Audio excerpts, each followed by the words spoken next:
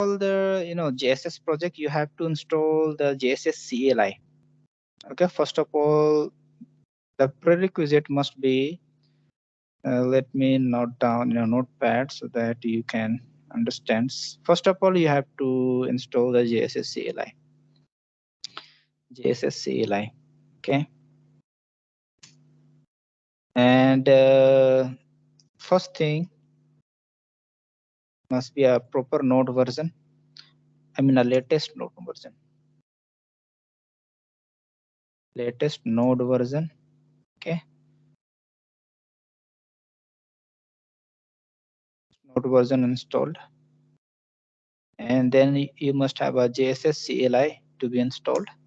After that, we can start installing the JSS project. Okay, so it's very simple step to install. Let me.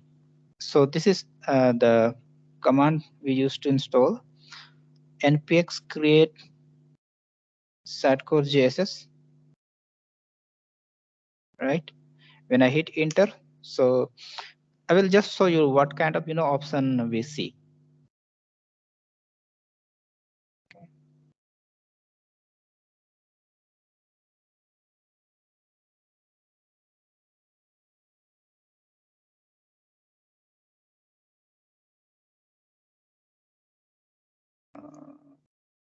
Okay, so when I hit like npx create next Sitecore JSS Next.js, so it's asking me like which template want to select to create the JSS project. So for now, what we'll do, so JSS give us the many templates. We can create Angular, we can create Next.js, we can create Node headless. This is then React Native, Vue. So in any of the technology you are comfortable, you can create the Sitecore JSS project. So for now, I will just select the Next.js. Okay, so to select, I'll just hit enter. Then it's just asking me where you want to create your app. So it's like Next.js, then headless demo, then next.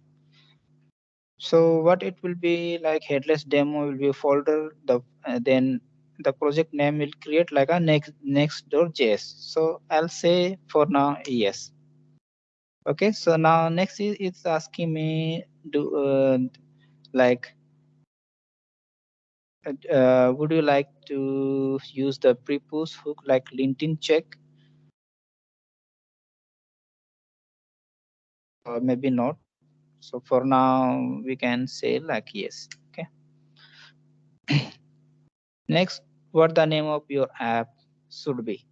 So this must be the important. So whatever app name you are going to give here, that must be um,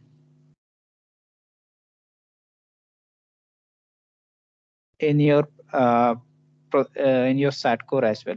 Okay, so Sitecore, this is Sitecore. So similar, app name you have to create here. Okay, suppose if I let me open it a new tab. Oh,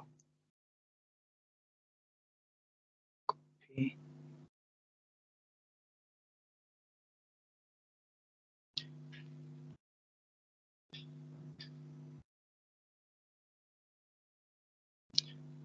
I'll go to the content editor. Okay, so see, you can see.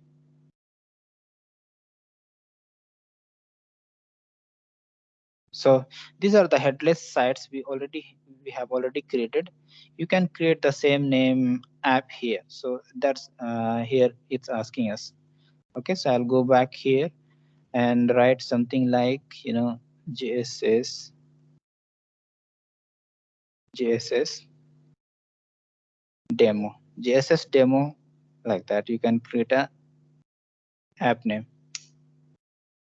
Okay, there we have to give our host name. So for our case, is a host name is this one. So let me just paste paste it here.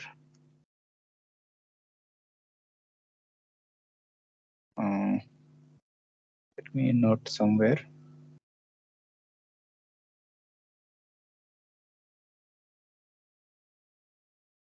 This must be our host name.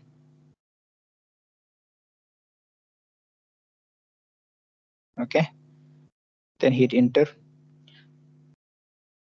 Then next it's asking which how would you like to face the layout and dictionary data. So we'll use the GraphQL. So I'll hit enter the GraphQL. Next, which pre-rendering method or which pre-rendering application or kind of pre-rendering application I want to use. I want to use the SSG, static site generation. Okay, so I'll use the SSG. Okay. Next, you can see it's asking us, would you like to include any of the add initializer? So we have to create what kind of the template for the Next.js we are want to create. Okay, so there is instruction. Press press space to select. So we have to select the space for uh, selecting and enter to process. Okay, and so what we can do to navigate, we have to select this one, nextjs.sxa, nextjs-sxa. This is the template you are going to select and you want to run the application with. So what it will do, include the example component and set up the headless sxa project. So we navigated to that template, and to select we have to press space. Is selected. Now after selection, to proceed we have to press enter. Okay, so this is the way you can install the Next.js, I mean the JSS Next.js project. Okay, so this is the way you can install, and the app you are installing, the app name will be JSS demo. So next what you will do is, see with JSS demo same name, you are going to come here inside the JSS headless tenant. You will create project like this, headless site. Okay, like this, and you will name the headless site with headless like JSS demo. This one, sorry, JSS demo app name should be a JSS demo like this, and you will hit OK, enter. Okay, you will select whatever like if you can select the standard values as well and click OK. Okay, so of course I have done already these things, so let me just cancel it. Next, I'll explain you how, when you like install this one up to this, then you have to configure the front-end application with your backend headless Sitecore CMS. Okay, so that part I'm going to show you now. So for now, let me just stop this.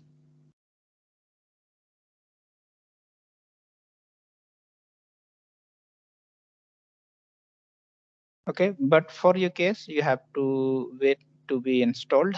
Okay, let me not, I'm not installing it, so I'll say no.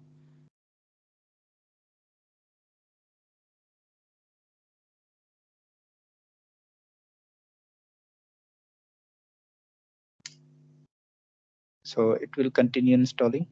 Okay, it terminated. Okay, no problem. But in your case, it will keep installing. So we'll see, we have already installed it. So let me show you.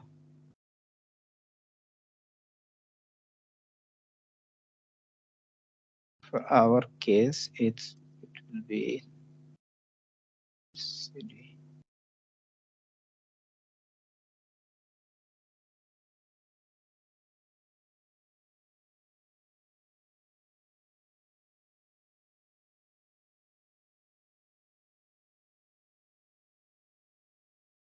ls JSS, then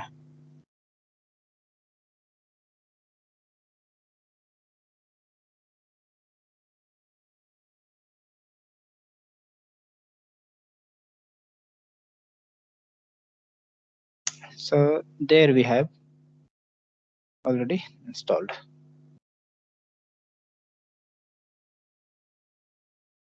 So I mean, this is how it creates the project. So you can see the project structure, the Next.js project structure. So how the brand new application, brand new front end application, it creates like this. So it is pretty much similar like a simple Next.js project. So you can see everything looks similar, but you can see this is the page route.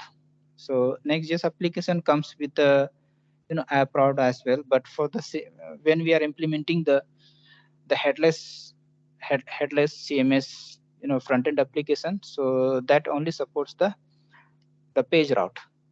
Okay, so you can see, I mean, if I go inside the src folder, you can see we have asset, we have component, we have pages, we have layout, this middlewares. Okay, inside the page you can see this is what it catches all the routes from the when user hits the page. So this one is responsible to catch the data from the any CMS platform. In terms of Sitecore, so this we call like a catch all route. Okay, so this is the dynamic route that catch all our um, data from the sorry, all the routes from the Sitecore CMS. So this is catching all the routes. Okay, next thing, if you can see the other things here, we have the app.tsx. App.tsx, you can understand like an entry point for the front end application or the rendering host. So rendering host, another term you have to also know. Rendering host, we in a Sitecore term you can say like a front end application. So this is the entry point for the rendering host. You can define anything, maybe any CSS module or class that you want to apply for the every pages, every component. You can just define it here, or maybe any component you want to use across every pages. Uh, you can just import the module here. Okay, next thing, the component folder is the component folder where we create components for the Sitecore pages. So whatever like the component we want to use, the dynamic component or custom component you want to create, this is the place where we use to create the component. Next, this is the asset folder we use to create the styling. So any CSS file or maybe size file, we can create and add the classes. So because Next.js is very dynamic in terms of accepting directly a CSS class attribute.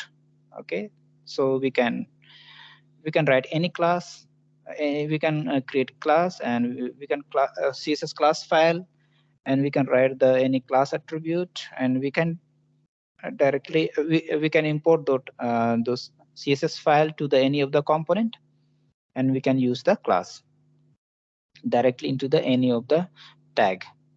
Okay, so next thing, because we haven't done with the setup, so we'll do the first setup. So I was just explaining about the brief about the structure.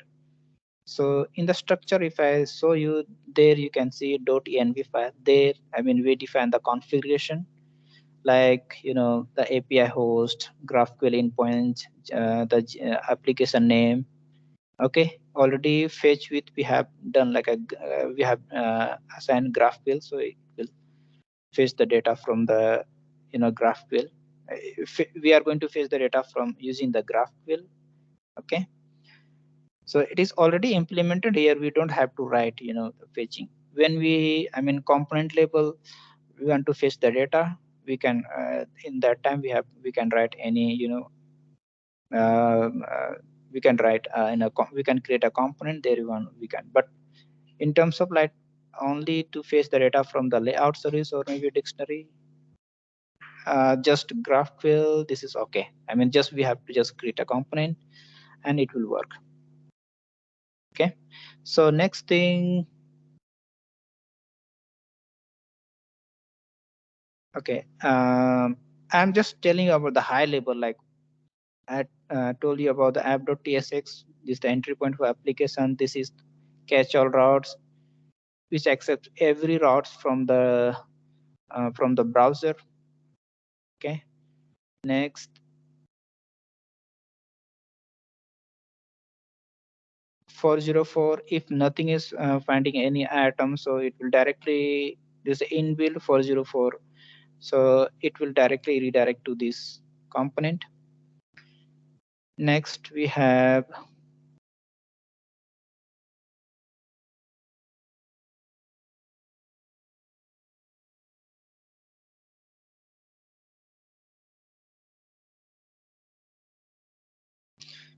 component props.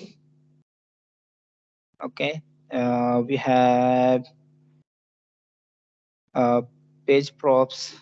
Okay, and page prop factory.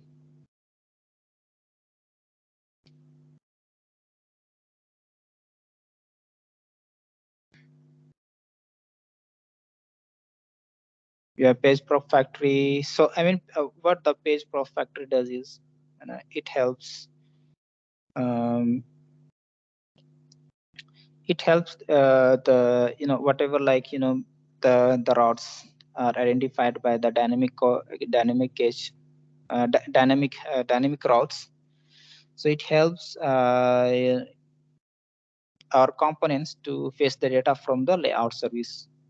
Okay, or you can understand like a data from the Sitecore. So page pros factory help us to fetch the data from the Sitecore to the component.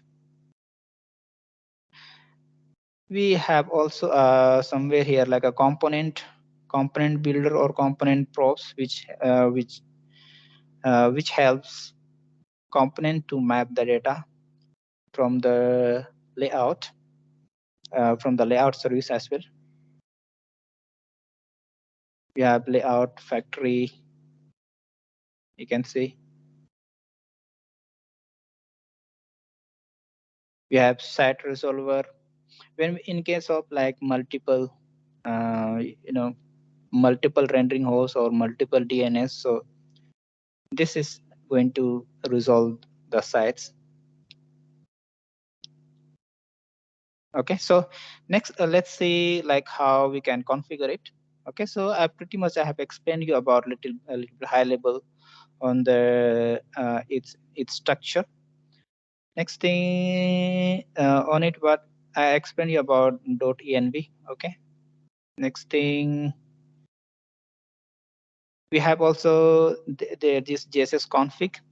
So in it, the JSS config, what you have to basically what you have to understand is there the JSS app registration. So this is you can add like a app definition. Normally in a Sitecore we have a site definition. This is the app definition. So you have to configure the everything here, like the Sitecore path, then the GraphQL endpoints. Okay, and this server-side rendering if it is not correct. Okay, so these are the things you have to configure properly. Okay,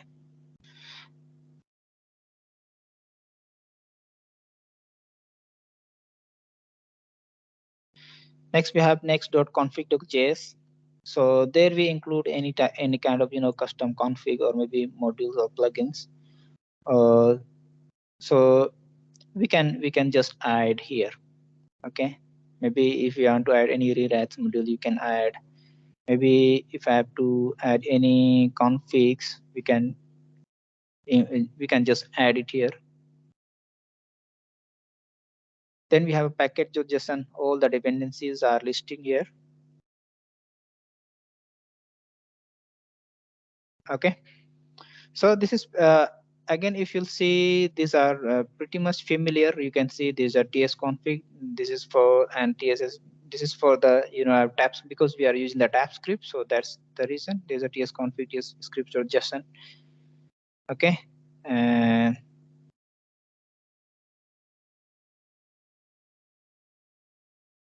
the public folder is normally for the any public asset or public media asset. We can just keep it in a public.